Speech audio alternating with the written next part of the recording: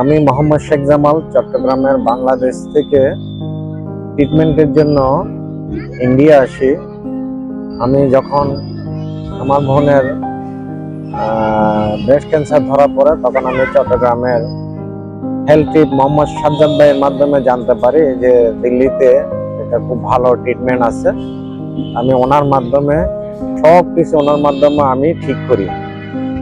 ইন্ডিয়াতে আসার পরে এই মোহাম্মদ হেলথ টিপের মোহাম্মদ সাইদুর রহমান ভাই আমাদেরকে এয়ারপোর্ট থেকে রিসিভ করে এবং আমাদের রুম ঠিক করে দেয় এবং ট্রিটমেন্টের জন্য আমাদের বিভিন্ন মেডিকেল থেকে রিভিউ করিয়ে এই মোটামুটি অ্যাপোলো এথেনা হাসপাতালে আমাদের ট্রিটমেন্টের জন্য আমরা